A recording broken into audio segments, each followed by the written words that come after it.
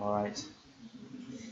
Right. What I'm going to do, I'm just going to proceed, okay? So don't worry about Nearpod from now on. In the lectures to come, we'll try and use it a bit better. Okay. So this lecture, this session is about an introduction to the simulation environment.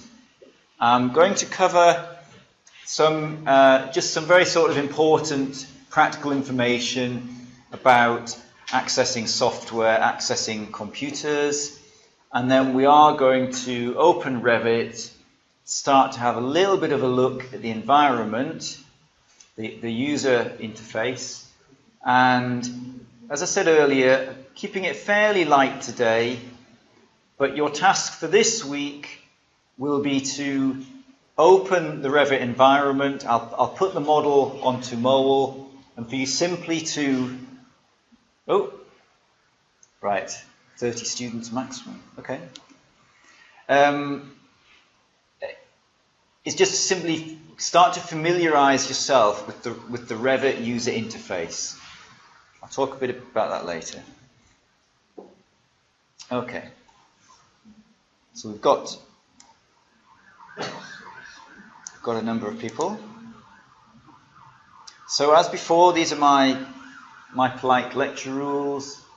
No more than 5 minutes late, please, and no talking during the lectures, okay? So, here's a question. Have you used any of the following software? So those of you who are on Nearpod, if you can start to answer that question for me, please.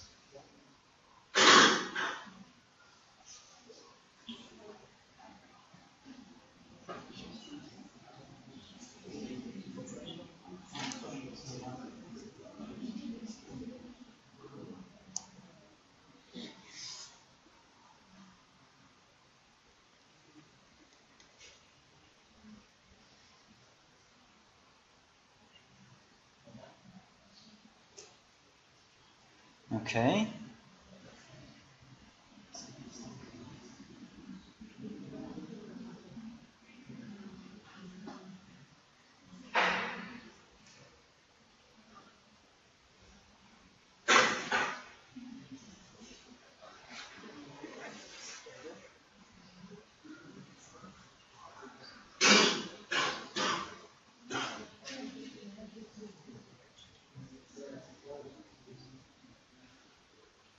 Okay, so, I mean, it's important to say I don't expect any software familiarity for this module. So I'm not expecting any experience, okay. But looking at that, we've got 38 people who have used AutoCAD. We've got 28 people who have used SketchUp. We've got about 9 who have used Revit. And we've got a little bit of 3D Max, but a little bit of Ecotect. A few people have used IESVE. One person Vasari, and nobody who has answered has used Green Building Studio. Okay? Well, that, for me, see, that's quite interesting because that tells me that we may have 9 people who could be really quite good at Revit. Great, but for most of you, it's probably new, which is fine. Hardly one person's used Vasari, so that will be new to most of you. Good. The fact that quite a few have used AutoCAD will be slightly helpful to you because the user interface is fairly similar in Revit. And then a few of you have used Ecotect and IESVE, which are simulation packages. So again, that's quite interesting. Just to explain, that just reminds me a little bit to explain why we're not using Ecotect on this module. Now, I've already explained the issues this morning about that we have an emphasis on integrated design. And so one reason we don't use Ecotect is because it doesn't have that integration level that we can get with Revit, Vasari, and 3D Studio Max. So So you would, if you were to use Ecotect, you would be having to look at sort of import-export capabilities. We also don't use Ecotect because, as you may know, Autodesk are no longer supporting it. So the latest version of Ecotect, I believe, is 2011, bearing in mind that that really means 2010, because the product is always called 1 year in advance of the actual year.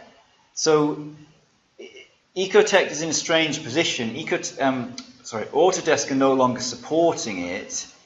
When I've spoken to Autodesk, they won't be crystal clear about it, but the suggestion is that they will soon get rid of Ecotect altogether, and that the features from Ecotect will probably start to be migrated into other software. So in this school, we did used to use Ecotect, but we're tending to phase it out because it does not seem to have a future as a product. It also is not a sort of industry standard product in terms of professional practice, whereas Revit, 3D Studio Max clearly are. Now, IESVE, which I've put on there, is a simulation package which is used in the UK a lot, and now that very much is an industry standard package. Can you just ask, who are the two people who have used IES? Thank you. Now certainly in the UK, a lot of engineers are using IES. It's a very good package, very professional standard package. At the moment, we've opted not to use it because in this module, we're just trying to keep things to a relatively simple level. But it is a package which I could see in the future we might start using more and more. But as I mentioned in the presentation this morning, the software is constantly changing. So, we can never be too sure about which software we'll be using year after year. Okay. Have you modeled a design project in 3D? If you wouldn't mind answering that, please.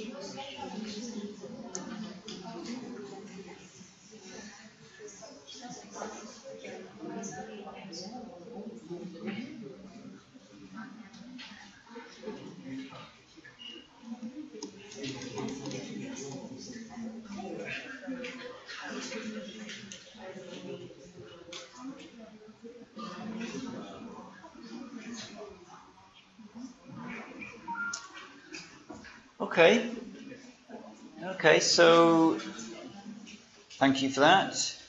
So looking at that, a lot of you have actually modeled in 3D, which is interesting, and a few of you have never modeled in 3D.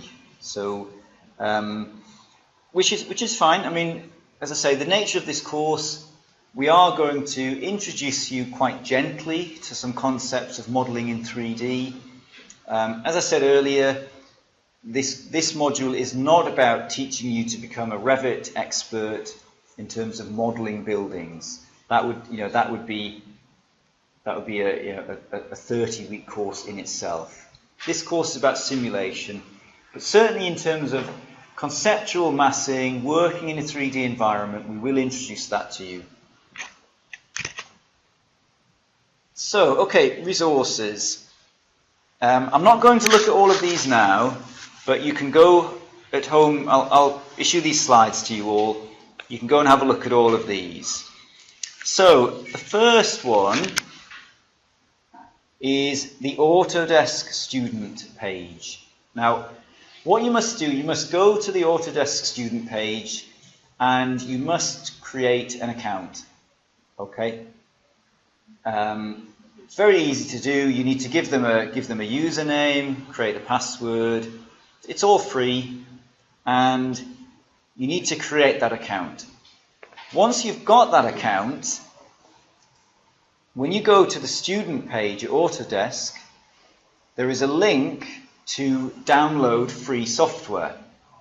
And you can see all of the products, and they make almost everything available free to students. Probably for 1 year. I think in a year's time you may have to resubscribe. Okay? But it's really a great opportunity for you because they give you everything for free. Okay? And that includes some other apps on the iPad, there's some amazing software there that you could you might just want to play with if you're interested. There's 3D photogrammetry software for capturing environments with cameras. What else? There's there's a whole range of simulation software. There's video editing software. There's all sorts of things that they offer. But obviously for this course, the first thing is to go and download Revit 2014. Okay? We will be using Revit 2014. Revit Architecture 2014, sorry. Can you don't talk please while I'm talking? Thank you. The reason we don't use Revit 2015, which is available, is because to get software onto the university system is quite slow. So we've managed to get Revit 2014 onto the university computers, but we'll not manage to get Revit 2015 installed in time. Okay, so we have to run with 2014, but which is fine. Okay. Periodically throughout the course, I may introduce you to a few plugins for Revit. I'll explain that nearer the time, and you can install those plugins yourself. Okay. auautodesk.com is Autodesk University page. A fantastic resource. It's full of videos, it's full of lectures, huge resource of information about their products. Autodesk Vasari, where you can download Project Vasari. And the Autodesk Wiki help site is a very good help site for Revit. And often you'll find if you're stuck, if you just type in your problem into the search engine, you will normally find an answer there. Okay? There'll be other websites I'll introduce throughout the course, but for now, those are some quite important ones.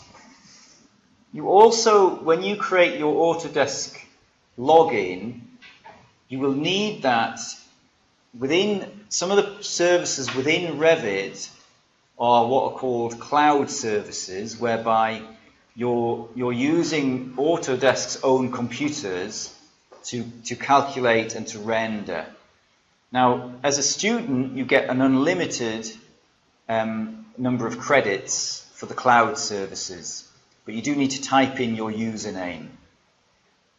What they're doing commercially is companies will have to pay per credit, but again, they give it free to us. Okay. Okay, another question. In your view, what are the main benefits of modeling in 3D?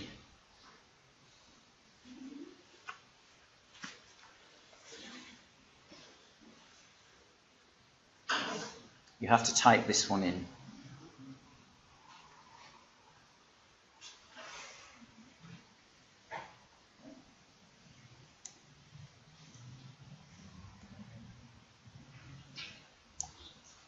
don't have to answer, by the way, if you're not comfortable. If you can't think of anything, don't worry. Okay, we have visual impact.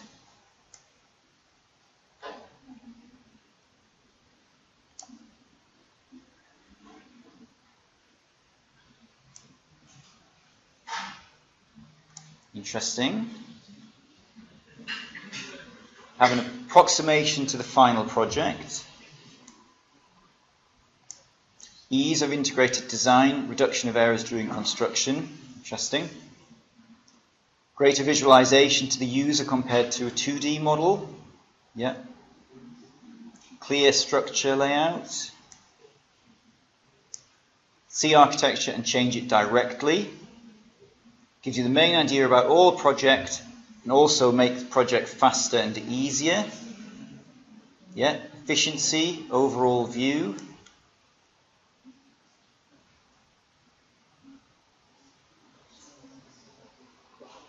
Can model something which is not imaginable.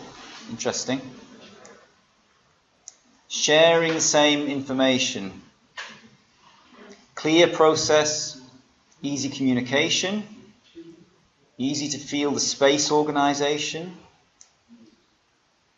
better idea of the volume. Yeah. Visualizations. Visual impact. See architecture and change it directly. Yeah, yeah. Understand my design in many aspects. Visual. Reduce the problems which you will come across in the future design process. Easy to interact with others, including clients. Yeah, yeah. Yeah. Okay. Great, thank you. So I mean, it's interesting there. Quite a few have mentioned about sharing information, which is hugely important. I didn't mention it earlier, but I mean, you're quite right. One of the whole benefits of working in a 3D BIM environment is that you can work in a team.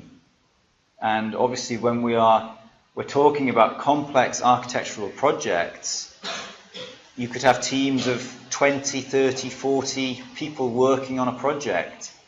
Architects, engineers, lighting specialists, furniture designers, contractors, quantity surveyors. And you're absolutely right that with the right products, everybody can be accessing that information.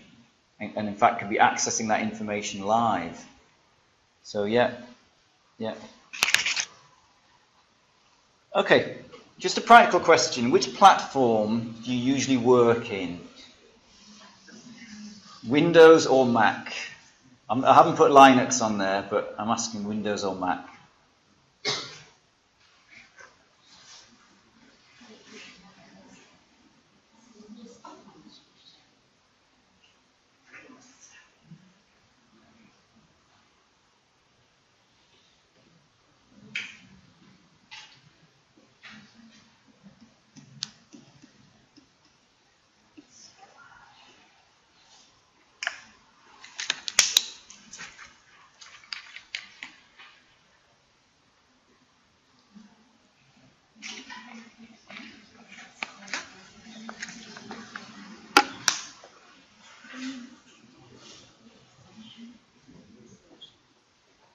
Okay, thank you. So let me just explain a few things why I've asked that question.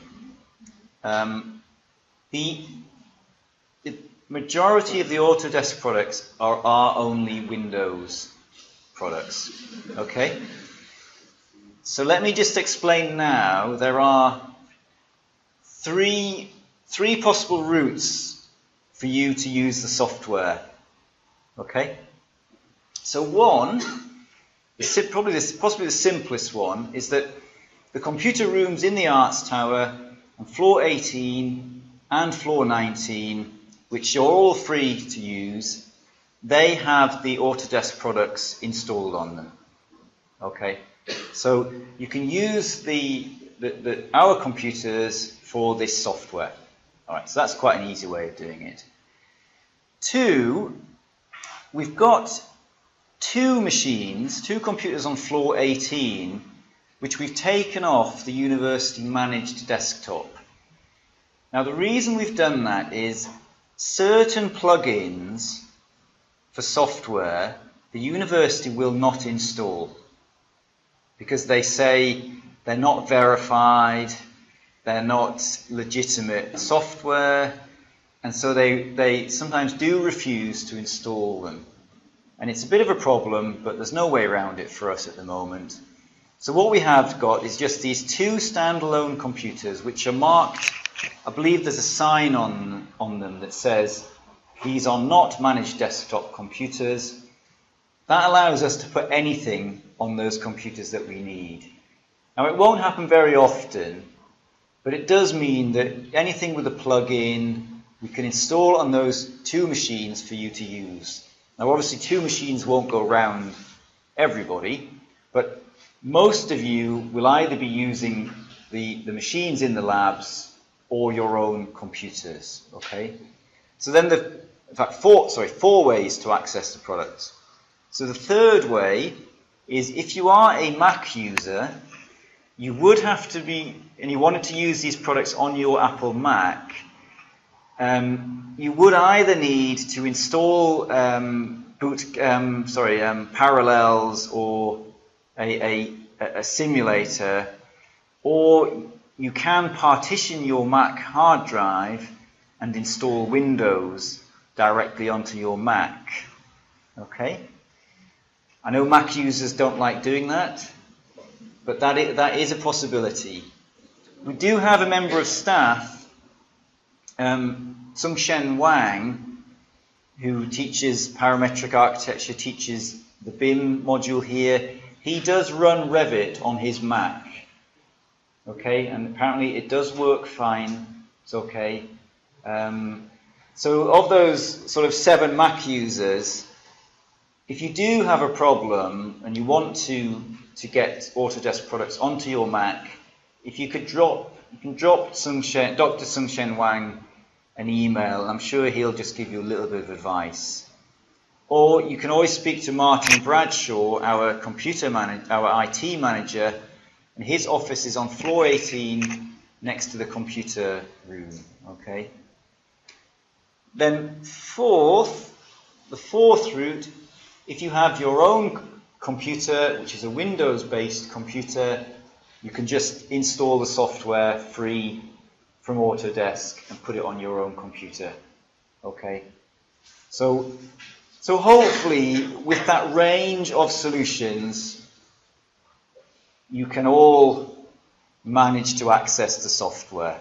Okay. I know some people prefer to work at home on your own computer. Some people prefer to work on the computers here. So there's a range of options there. Okay. I mean, I would encourage you all, if you can, to probably download the software onto your own computers, and then you can use it, you know, in whenever you want. Okay. So a little bit of support there for Mac users, particularly. Those are just some websites which explain some of the principles behind installing Windows onto your Mac. Okay. Okay, references. If you search the library, the STAR library, if you just type Revit into the STAR library, we have got a number of Revit books, user guides for Revit, quite a few copies. Some of those are available electronically as a download. Don't worry too much about, you see these ones all say Revit 2013. You don't need to worry too much about that, because although Revit changes, often 2011 is the same as 2014. So, you know, any Revit guidebook you will probably find helpful. Or just use the online resource that I've already mentioned. Okay. So, question here, what BIM package will you most likely need for your future practice? If you know. I mean, obviously you all come from different parts of the world, so it's interesting for me to know what BIM packages, BIM software you think people are using in your own country.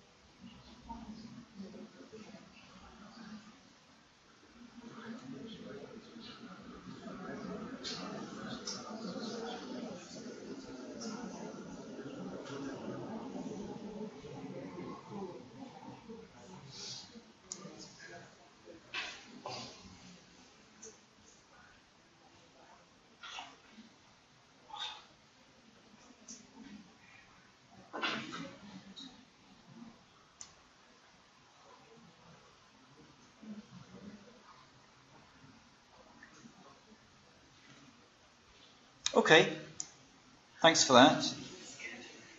So, yeah, I mean, you know, as expected, I think Revit has a very strong hold internationally, and you know, Autodesk historically has dominated the market, and unsurprisingly, a lot of practices, when they've been moving into a BIM platform, have opted for Revit.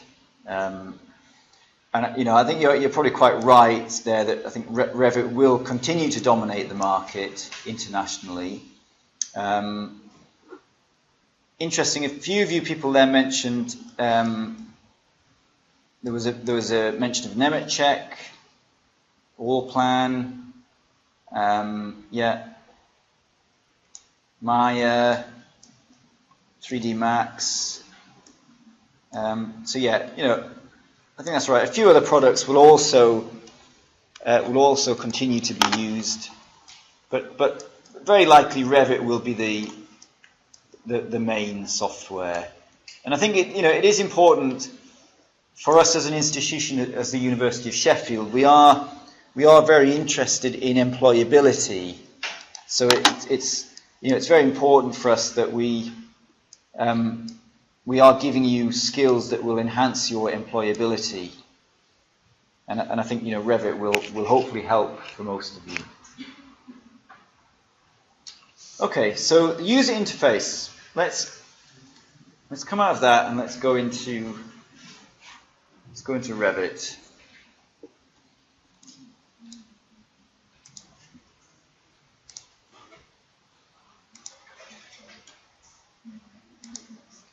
So we're just going to spend 15 minutes giving you a brief overview of the user interface. Those of you who have used Revit before, I'm afraid this will be very, very easy, very basic, but just bear with me. Okay. I must confess, I've just dropped my mouse and it's slightly broken the scroll wheel, so I might have a little bit of a problem zooming.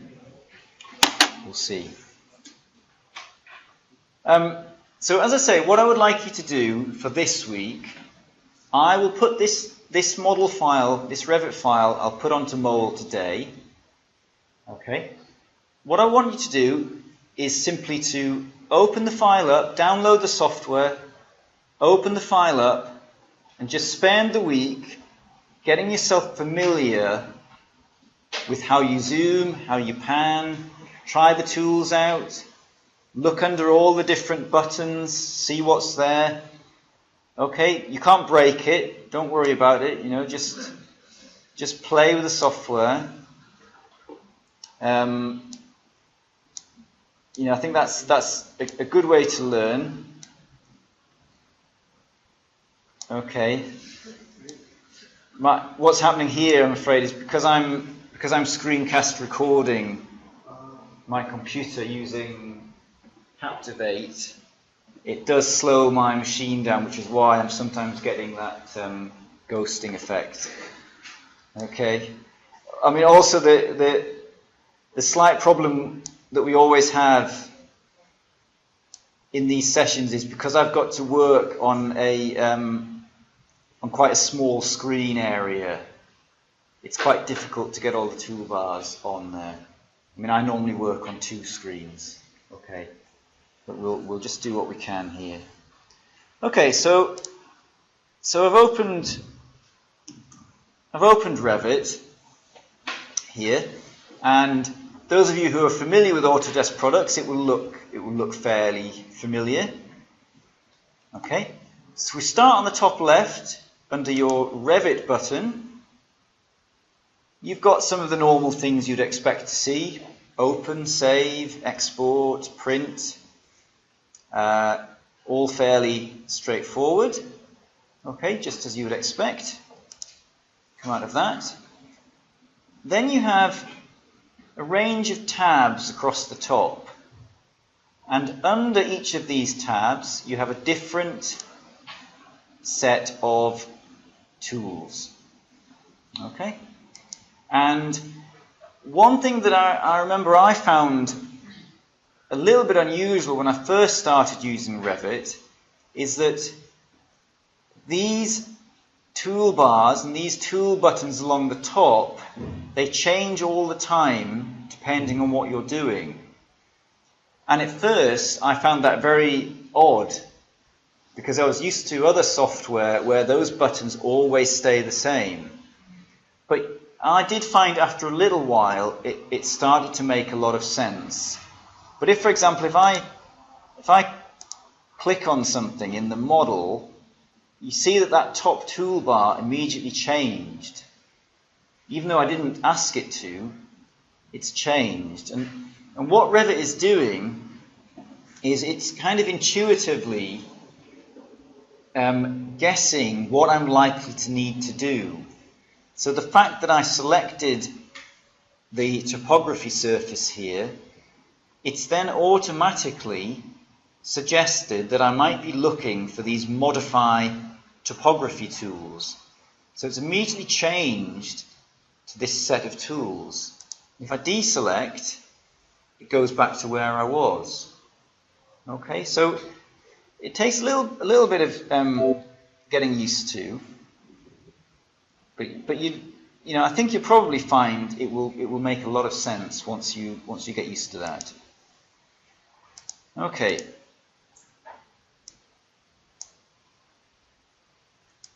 Sorry, I'm just trying to rearrange this a little bit. I mean, I must say Revit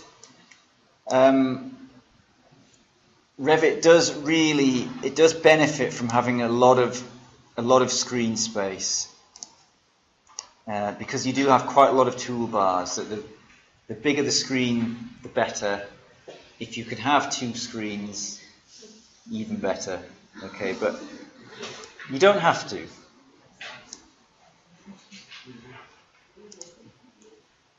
Okay.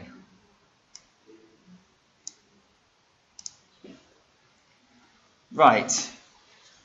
What shall I show you? If we start with the architecture tab here. Okay. And you look under that, and you've got things you would expect to see. Wall. And you notice what happens if I hover over it, a little bit more information appears. And if I hover for longer, even more information appears. Some of the tools, if you hover for a while, you might get a little video up just to help you understand what you're doing. So we've got door, window, component, column, roof, which I'm sure you can all guess what they do. I'm not going to show you all that in a lot of detail. Okay, that's not what this module is about. But you know, that's clearly all there.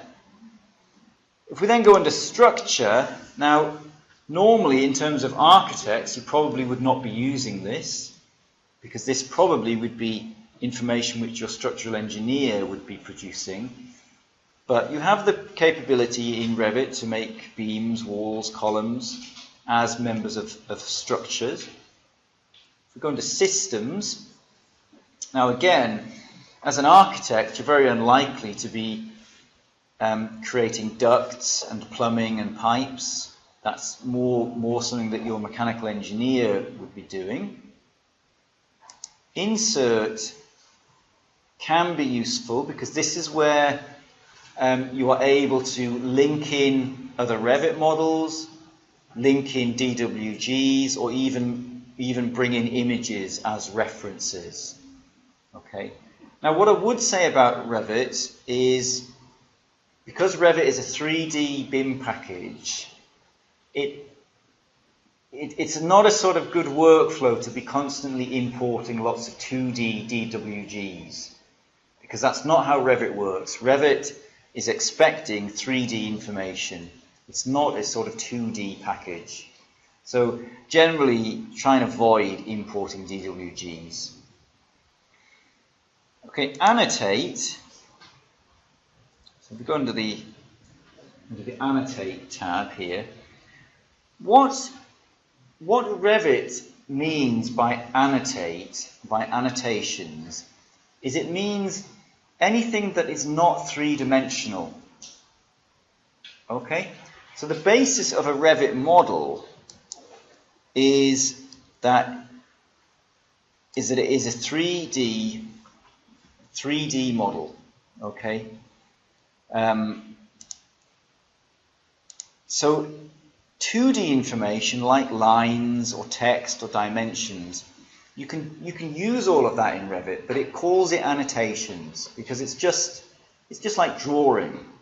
Okay, it's not a 3D component. So under the annotate tab here, this is where you have things like dimensions, insulation, text, various tags. This is where you sort of label things up. Okay, none of that information is three-dimensional. Analyze tab. We will be using this quite a lot. Now, the first set are all about structural analysis, which we will not be using. But then as we move along, we move into the more energy type analysis.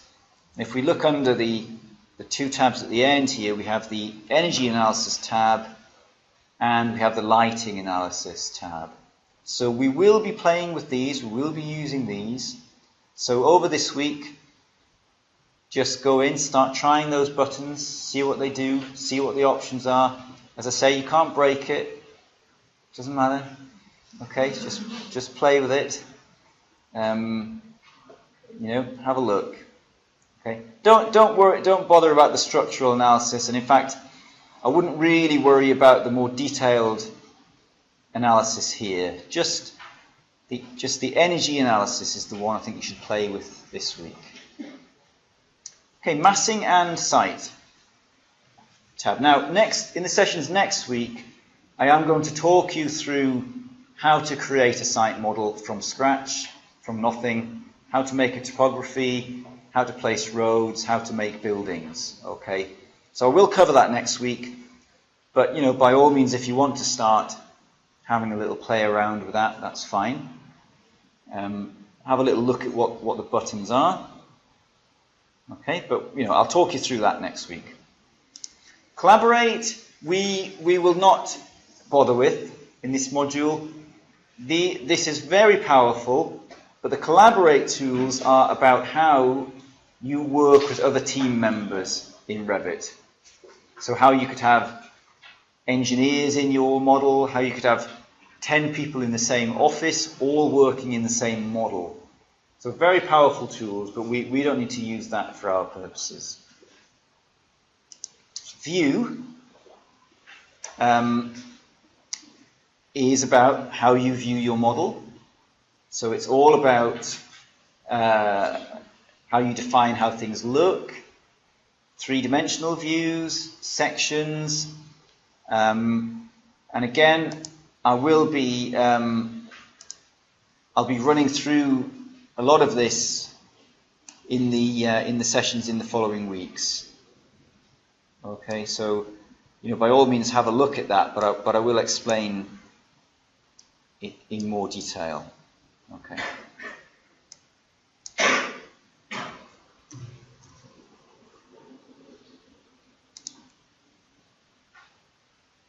Okay.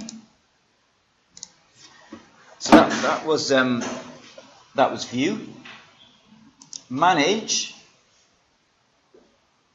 The Manage tab, this is where you're managing the project parameters, project settings, the more kind of slightly more complex parameters of your project. And again, we don't really need to play with that particularly much in this project. Add-ins. These are plugins or add-ins for Revit which don't come in the software as you download it, but you can add them on. Falcon, we may or may not use, we'll see. Falcon is a wind simulation plugin for Revit. We tried it last year with mixed results. For a lot of people it just crashed the machine all the time.